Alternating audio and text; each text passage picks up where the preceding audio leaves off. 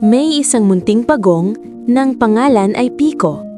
Nakatira siya sa tabi ng isang malinaw na lawa kung saan makikita ang refleksyon ng mga bituin tuwing gabi.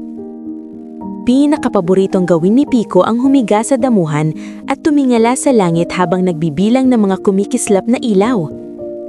Isang gabi, may napansin siyang kakaiba.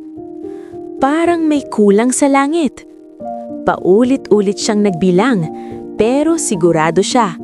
May isang bituin na nawawala. Nakaramdam ng lungkot si Pico, para bang may nawawalang kaibigan.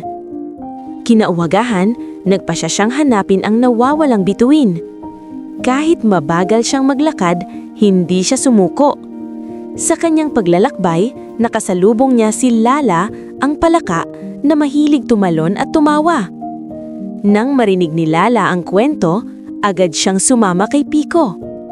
Naglakad sila sa damuhan, tumawid sa maliit na batis at pumasok sa isang tahimik na gubat. Medyo madilim at nakakatakot, pero pinatatag ni Pico ang loob niya. Maya-maya, may narinig silang mahinang iyak. Sinundan nila ang tunog hanggang sa makita nila ang isang maliit na bituin sa ilalim ng puno, nanginginig at malungkot. "Nahulog ako mula sa langit," sabi ng bituin. "Hindi na ako makabalik." Naawa si Pico at ang kanyang kaibigan. Nag-isip sila ng paraan hanggang sa dumating ang ibon, si Kiko. Sa tulong ng mahabang sanga at malakas na pakpak ni Kiko, unti-unti nilang naiangat ang bituin pabalik sa langit. Muling lumiwanag ang gabi, mas maliwanag pa kaysa dati. Nagningning ang bituin na parang nagpapasalamat.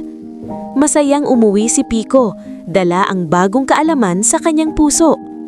Natutuhan niya na kahit maliit ka, kaya mong gumawa ng maganda at mahalagang bagay, lalo na kapag may tapang, malasakit at kaibigang handang tumulong.